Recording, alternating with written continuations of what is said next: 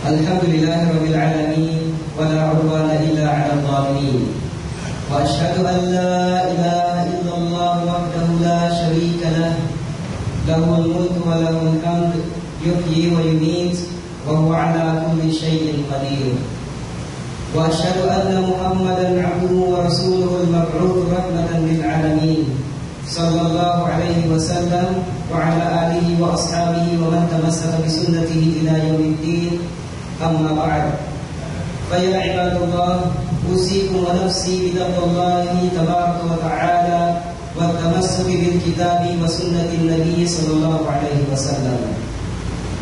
Ang lahat ng papuri ay para lamang sa Allah, ang Panginoon ng mga daigdig, at walang pakikipaglaban maliban na lang sa mga mapaggawa ng kasamaan at kawalang katarunan. Ako ay sumasaksi na walang ibang Diyos na karapat-dapat sambahin maliban lamang sa Allah subhanahu wa ta'ala, ang nag-iisa at walang katambal. Para sa Kanya ang paghahari at papuri. Siya ang may hawak ng buhay at kamatayan, at Siya ang pinakamakapangyarihan sa lahat.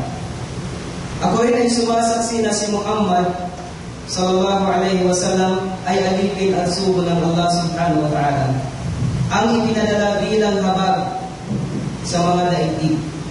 Sumakanya nawa ang pagbati at kapayapaan ng Allah subhanahu wa ta'ala at sa kanyang pamilya, mga kasamahan, at sa sino mang humahawak ng mahigpit sa kanyang sunnah hanggang sa huling araw.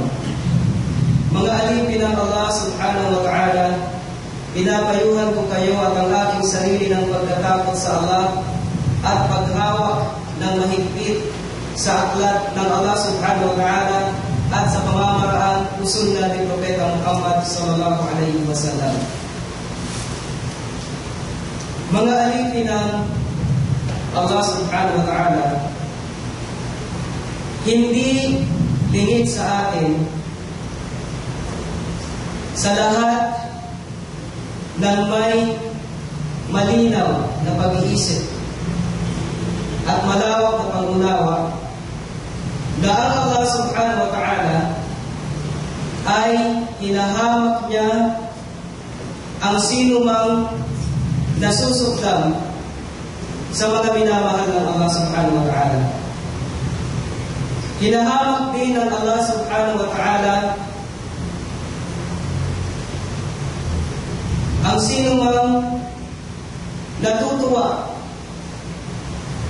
sa mga kinaayawan ng Allah subhanahu wa ta'ala. Sinabi ng Allah subhanahu wa ta'ala sa kanyang banal na Quran, "Karihu ma anzalallahu fa ahbata a'malahum." Ibig sabihin, kinamuhian nila ang ibinaba ng Allah. Ang ibinaba ng Allah na mga patnubay, kung kaya't pinawalang saysay ang kanilang mga gawain. Sa bersong ito, maunawaan natin ang dahilan kung bakit pinawawalang saysay ng Allah subhanahu wa ta'ala ang gawain ng tao. Iyon ay ang pagkasuklam nila sa patnubay na ibinaba ng Allah subhanahu wa ta'ala. Sinabi rin ng Allah subhanahu wa ta'ala sa isa pang verso, "Dhalika bi'annahum ittaba'u ma askhata Allah wa karihu ridwanahu fa ahbata a'malahum." Ibig sabihin, iyon ay dahil sa sinunod nila ang bagay na nagpapagalit sa Allah at kinasuklaman nila ang kanyang pagkatuwa, kung kaya't nawalan sa isa ang kanilang mga ginawa. Ibig sabihin, may mga tao na ang sinusunod nila ay yung mga bagay na pinamumuhian ng Allah subhanahu wa ta'ala. At yung mga bagay naman na pinatutuwaan ng Allah subhanahu wa ta'ala naman sila nasusuglam. Kung kaya sa ganitong mga kadahilanan, o ganitong mga gawain, ay pinawawalang saysay ng Allah subhanahu wa ta'ala ang kanilang mga ginawa. Ibig sabihin, maaaring mayroon silang mga mabubuting ginagawa. Hindi naman lahat ng ginagawa nila ay mga masasama. Meron din naman silang mga ginagawang kabutihan. Subalit, dahil sa pagkakamali na yung patnubay o alinman sa bahagi ng patnubay na ibinaba ng Allah subhanahu wa ta'ala ay kinasukdaman nila. Bagkus ay sinunod nila yung kanilang mga kagustuhan. Dabag man ito sa pagkatuwa ng Allah subhanahu wa ta'ala. Sa ganitong gawain ay pinawawalang saysay ng Allah subhanahu wa ta'ala yung kanilang mga mabubuting gawain sana na dapat sana ay susuklian ng gantimpala. Subalit hindi na dapat. Bakit? Dahil sa napakatinding kamalian at yun ay ang kinasuklaman ang patnubay na ibinaba ng Allah subhanahu wa ta'ala. Kaya ang nararapat sa bawat Muslim na mayroong matinong pag-iisip ay kung ano ang minamahal ng Allah subhanahu wa ta'ala, ayun din ang kanilang minamahal. At kung ano yung kinasusuklaman ng Allah subhanahu wa ta'ala, ay yun din ang kanilang kinasusuklaman. Ganoon din ang kinatutuwaan ng Rasul sallallahu alaihi wasallam. Kailangan din na iyan ang ating mahalin o katuwaan. At kung ano man yung ipinahayag ng Rasul sallallahu alaihi wasallam na kanya rin kinamumuhian, ay kailangan din natin itong kamuhian. Sa madaling sabi, nararapat sa bawat Muslim na kung ano ang kumpirmadong kinatutuwaan ng Allah subhanahu wa ta'ala at ni Propeta Muhammad sallallahu alaihi wasallam ay kailangan din nila itong katuwaan. At kung ano yung kumpirmado sa mga batayan na mga bagay na kinamumuhian ng Allah subhanahu wa ta'ala at kinamumuhian ni Propeta Muhammad sallallahu alaihi wasallam, kailangan din natin kamuhian ang mga ito. At meron din tayong punto na dapat maunawaan. Sa ganitong mga nasabi natin, mauunawaan natin na kung meron pala tayong pinaglalasaan na bagay, meron tayong bagay na gustong makuha. Subalit, hindi natin ito makukuha sa pamamaraang kinatutuwaan ng Allah subhanahu wa ta'ala. O ng Rasul sallallahu alaihi wasallam,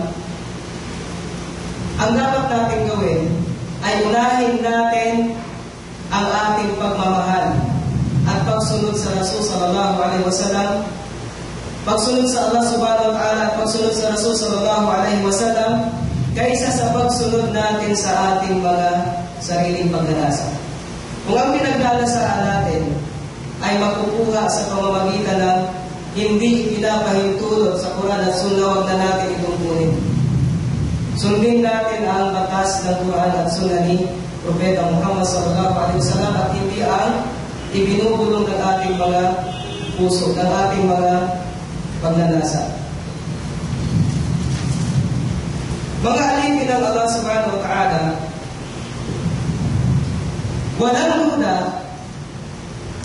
na ang isang tao ay hindi magkakaroon ng malakas at ganap na iman o pananampalataya maliban na lang kung mahalin niya ang minamahal ng Allah subhanahu wa ta'ala at ng Rasul sallallahu alaihi wasallam at kamuhian niya ang kinamumuhian ng Allah subhanahu wa ta'ala at ng Rasul sallallahu alaihi wasallam.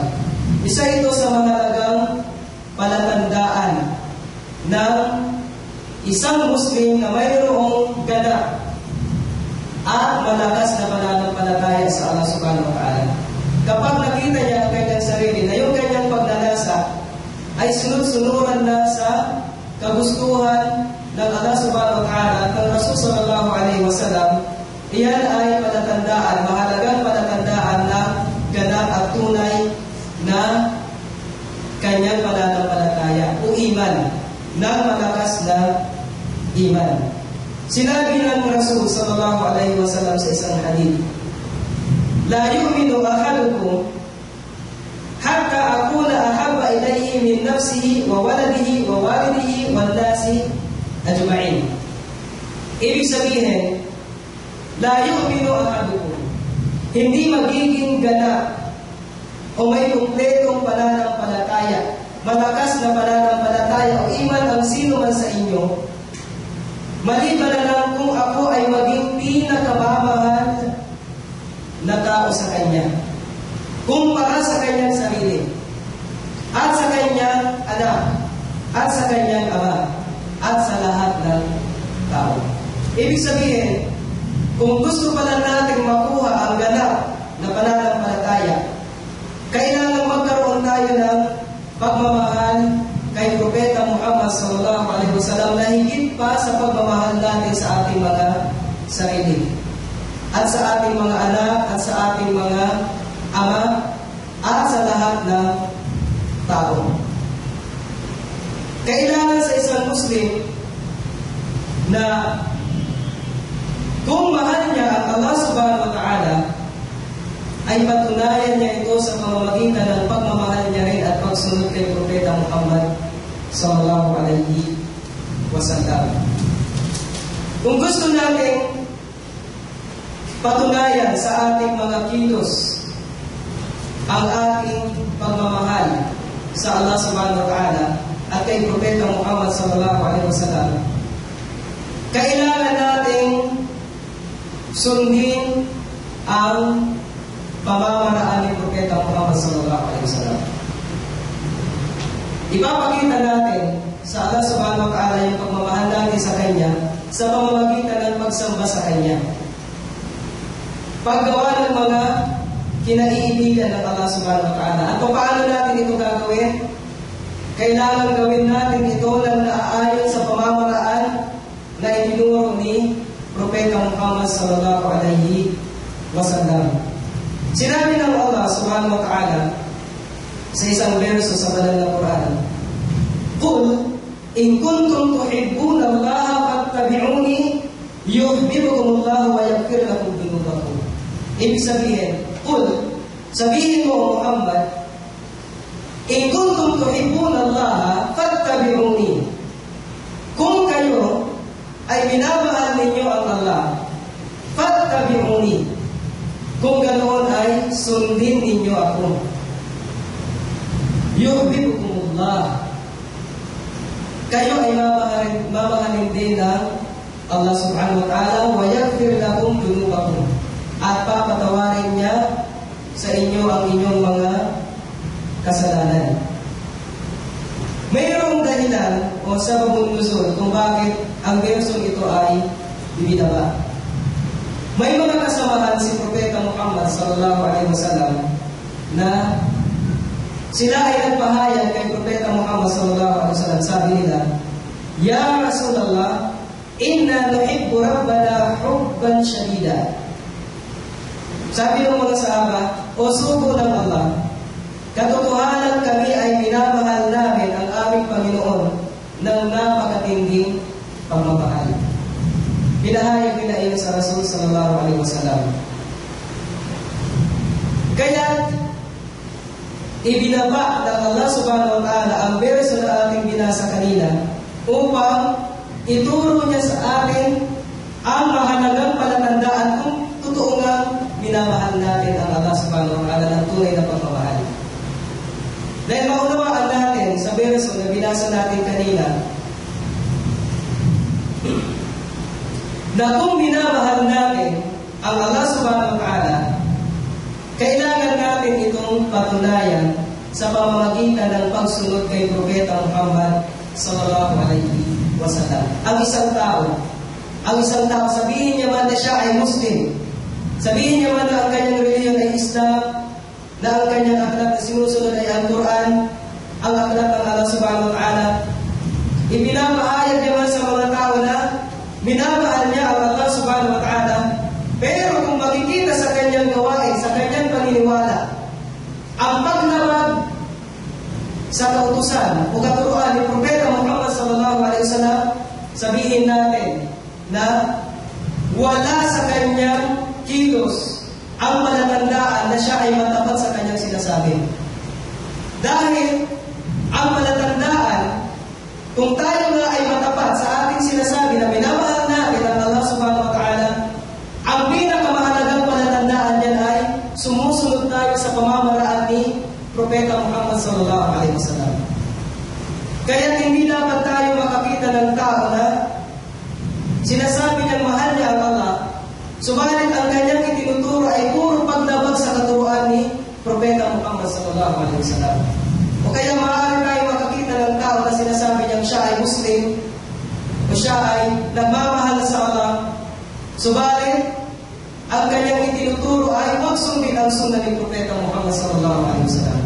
Hindi dapat paniwalaan ang ganung tao na nagpapahayag na mahal niya ang Allah subhanahu wa ta'ala kasabay ng kanyang pagtanggi sa sunnah ni Propeta Muhammad sallallahu alaihi wasallam.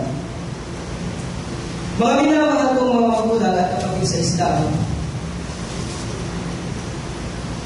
kung gusto natin mapasa atin ang tunay na iman o pananampalataya sa Allah subhanahu wa ta'ala, dahil kapag ito ay napunta sa atin, ay magiging masaya tayo dahil sa tamis ng pananampalataya na mapupunta sa ating mga puso. Ang ganap na pananampalataya o iman sa Allah subhanahu wa ta'ala, sa kanyang sugo, sa kanyang relihiyon, ay matamis, makapagbibigay ng kasiyahan sa ating puso. Kung gusto natin itong makuha, ay kailangan mapunta sa atin ang tatlong bagay. Sinabi ng Rasul sallallahu alaihi wasallam sa isang hadith, "Salatun man kunna fihi wajada bihinna halawatal iman." Mayroong tatlong bagay na kung ang mga ito ay mapunta sa isang tao, ay makakamit niya sa pamamagitan nito ang tamis ng pananampalataya, ang tamis ng iman. Ang una ay yakuna Allah wa Rasulahu, ay yakuna Allah wa Rasuluhu ahabba ilayhi, ay yakuna Allah wa Rasuluhu ahabba ilayhi mimma siwahuma, wa an yuhibba al-mar'a la yuhibbuhu illa lillah, wa an yakraha an ya'uda ila al-kufri ba'da an anqadahu Allah minhu kama yakrahu an yuqdafa billah. Ibig sabihin, ang una ay ang maging ang Allah subhanahu wa ta'ala at ang kanyang sugo sallallahu alaihi wasallam ang pinakamamahal niya kumpara sa iba. Ibig sabihin, kung sino ang pinakamamahal niya, kung tatanungin siya kung sino ang pinakamamahal niya sa lahat, ang talagang sinasagot niya at nasa puso niya ay ang Allah subhanahu wa ta'ala at ang sugo ng Allah sallallahu alaihi wasallam. Ang ikalawa ay ang magmahal siya sa isang tao na minamahal niya ito alang-alang lamang sa Allah subhanahu wa ta'ala. Ang ikatlo naman ay ang kasuklaman niya ang magbalik siya sa pagiging hindi mananampalataya, sa kufur. Masuklam siya na iwanan niya ang Islam at babalik sa kufur matapos na siya ay sarili ng Allah subhanahu wa ta'ala mula sa pagiging hindi mananampalataya. Kinasusuklaman niya ito katulad ng pagkasuklam niya na siya ay itapon sa impyerno. Kapag ang tatlong ito ay napunta sa atin, ay matitikman natin ang tamis ng iman. At sino nga ba ang hindi nagnanais na mapunta sa kanya ang tamis ng pananampalataya o iman? Mga minamahal kong kapatid sa Islam, naunawaan natin na obligado pala sa atin bilang mga Muslim na kung ano ang kinatutuwaan, kinaiibigan ng Allah subhanahu wa ta'ala at ni Propeta Muhammad sallallahu alaihi wasallam, kailangan iyon din ang ating gustuhin. O yun din ang ating ibigin. At kung ano ang kinasusuklaman ng Allah subhanahu wa ta'ala at ni Propeta Muhammad sallallahu alaihi wasallam, ay kailangan iyon din ang ating kasuklaman.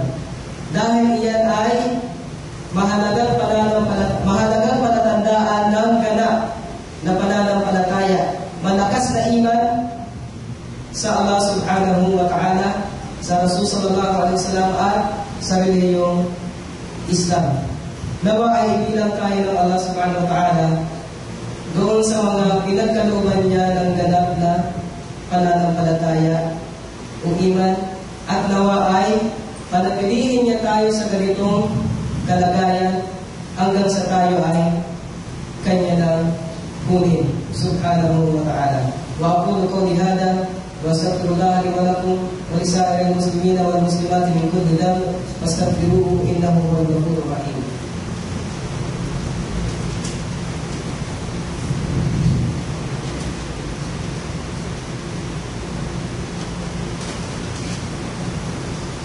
Alhamdulillahi rabbil alamin. Wassalatu wassalamu ala asyrafil anbiya'i wal mursalin nabiyyina Muhammadin wa ala alihi wa sahbihi ajma'in. Amma ba'd. Mga alipin ng Allah subhanahu wa ta'ala, dapat ninyong malaman na ang lahat ng kasamaan, lahat ng kasalanan na nagaganap dito sa mundo ay bunga o resulta ng pagkakaroon ng mga taong inuuna nila ang kanilang pagnanasa kaysa sa pagsunod sa batas ng Allah subhanahu wa ta'ala. Inuuna nila ang pagmamahal nila sa kanilang mga hinahangad na mga makamundong bagay kaysa sa pagmamahal nila sa Allah subhanahu wa ta'ala at sa sugo ng Allah subhanahu wa ta'ala. Kung ang isang tao ang palagi niyang inuuna ay ang pagmamahal niya sa Allah subhanahu wa ta'ala at sa Rasul sallallahu alaihi wasallam, pagsunod niya sa Quran at Sunnah ni Propeta Muhammad sallallahu alaihi wasallam, iyon ang palagi niyang inuuna kaysa sa kanyang pagnanasa. Makikita mo ba siya na gagawa siya ng masama? Masunod lamang ang kanyang pinagnanasaan o hinahangad na makamundong bagay? Kaya kung mayroon tayong tanong kung bakit dumanaganap ang kasamaan sa mundo, ay ang dahilan niya ay mas inuuna pa ng iba ang kanilang pagnanasa kaysa sa pagsunod sa batas at patnubay na ibinaba ng Allah subhanahu wa ta'ala sa pamamagitan ng mga propeta. Hindi lang ang mga kasamaan, mga krimen, ang maituturing natin na pagsunod sa pagnanasa at pagtalikod sa batas ng Allah subhanahu wa ta'ala. Hindi lang yung mga krimen na alam natin, katulad ng pagnanakaw, katulad ng pandaraya, ng pang-aapi, ng pagkitil ng buhay, ng walang katarungan. Hindi lang yan ang tinatawag natin na pagsunod sa pagnanasa, kasabay ng pagtalikod sa pagsunod sa batas ng Allah subhanahu wa ta'ala. Maaari rin natin isali ang pagsasagawa ng mga bid'ah o ng mga katuruan at mga gawain na idinadagdag sa Islam, subalit ito ay wala naman dito. Ibig sabihin ay mga katuruan, mga gawain, mga paniniwala na hindi naman itinuturo ng Quran at Sunnah, subalit pilit na idinadagdag ng mga tao sa Islam. Ang mga ito ay bid'ah. At isa rin sa mga dahilan kung bakit ito ay nagaganap ay may mga taong sinusunod nila ang kanilang pagnanasa. ay kung ano lang ang tinuro ng Quran at Sunnah, iyon ang ating gugustuhin. Doon lang tayo sasalayon. Kung alin ang wala dyan, ay huwag na natin idagdag. Dahil pinagbawalan tayong magdagdag ng kung ano-anong mga katuruan o gawain na wala naman sa katuruan ng Quran at Sunnah ni Propeta Muhammad sallallahu alaihi wasallam. At ang mga taong nagpapasimuno sa ganitong mga gawain ay walang duda na mas sinusunod nila ang kanilang pagnanasa kaysa sa batas ng Allah subhanahu wa ta'ala. Mga minamahal kong mga kapatid sa Islam, may mga taong nagsasabi na ang pagnanasa ay hindi kayang pigilan. Lalo na kung ang mga nagsasalita ay yung mga taong nalululong sa pagmamahal ng kanilang mga puso. Halimbawa, mayroong isang lalaki ang nagkagusto o nagmahal sa isang babae. Subalit ang babae yan ay hindi niya kailanman o hindi kailanman mapupunta sa kanya maliban na lang sa pamamaraang labag sa Quran at Sunnah ni Propeta Muhammad sallallahu alaihi wasallam. Kapag ang tao iyon ay sinunod niya pa rin ang kanyang pagnanasa kaysa sa batas na dapat niyang sundin, batas ng Quran at Sunnah, ibig sabihin ay inuna niyang sundin ang kanyang pagnanasa kaysa sa batas ng Allah subhanahu wa ta'ala. Dito sa lugar na ating tinitirahan, na kung saan ay mas higit na marami ang mga hindi Muslim kaysa sa mga Muslim, maaaring mangyari na dahil sa tayo ay lantad o ang kanilang mga kultura at kaugalian ay lantad sa atin, maaaring ito ay nakakapasok na sa ating mga isip, mga pusang isip na hindi natin namamalayan. Mga prinsipyong hindi dapat natin kinukuha dahil labag sa Islam. Ano ang tinutukoy ko rito?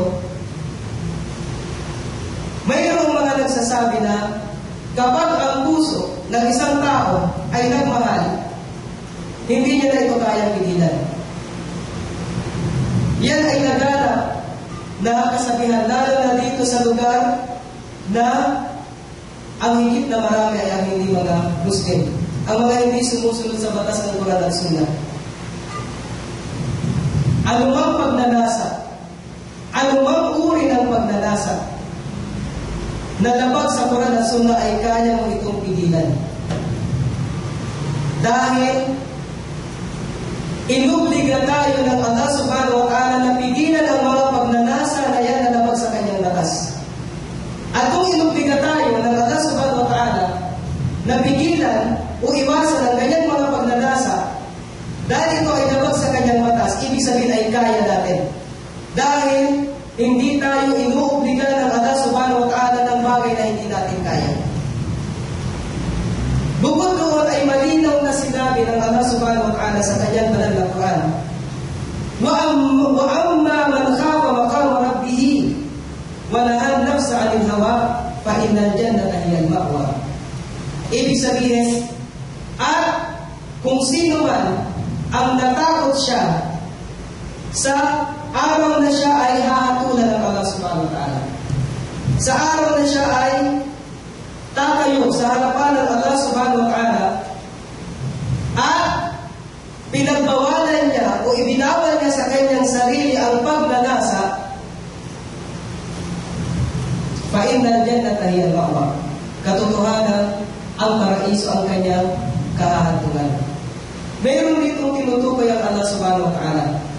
Yun yung mga tao na pinipigilan nila ang kanilang mga sarili sa mga pagnanasa na labag sa batas ng Allah subhanahu wa ta'ala. Kung ikaw ay yung tao na pinipigilan mo ang bawat pagnanasaan mo dahil sa ito ay labag sa batas ng Allah, ang kahahantungan mo ay ang paraiso. Ano ang maunawaan natin sa bersong ito? Maunawaan natin na anumang pagnanasa na labag sa Quran at Sunnah ni Propeta Muhammad sallallahu alaihi wasallam ay kaya natin iyan iwasan. Kaya natin yan layuan. Kaya natin yan ipagbawal sa ating mga sarili. Subalit, bakit mayroong mga tao, may mga tao na naging sunod-sunuran na sa kanilang pagnanasa?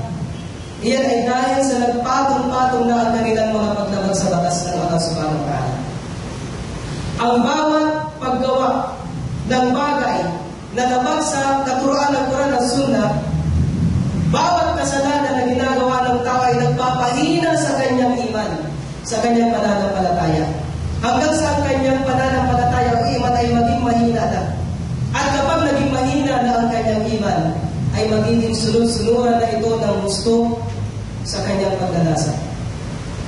Sino ang may kasalanan kung bakit humina ang kanyang iman? Siya rin ang may kasalanan. Dahil pinabayaan niya ang kanyang sarili sa paggawa ng mga kasalanan na nagpapahina ng kanyang pananampalataya. Kaya ang nararapat sa atin, upang tayo yung maging mga alipin ng Allah subhanahu wa ta'ala na may lakas, mga malalakas sa pagpigil ng mga pagnanasang labag sa batas ng Allah subhanahu wa ta'ala, kailangan alagaan natin ang ating mga iman. Linisin natin ito sa mga nagpapahina. Linisin natin ang ating mga puso sa mga nagpapahina ng ating iman. At iyon ay ang mga kasalanan. Kung ikaw ay magkasala, agapan mo ito. Humingi ka kaagad ng tawad sa Allah subhanahu wa ta'ala bago pa magkapatong-patong ang mga kasalanan yan.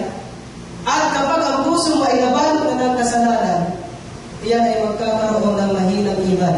At mahihirapan ka ng makawala sa pagnanasa na iyan sa kasalanan niyang iyong kinalulungan.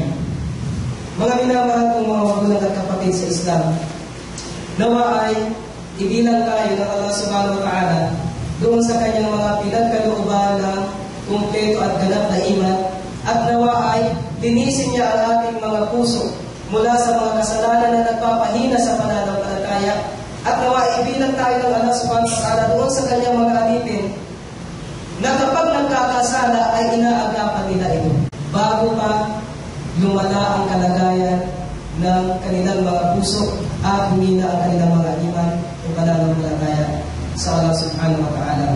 Ayuhal mu'minun, sallu ala nabiyyikumul karim, fa inna Allah amarna bidhalik.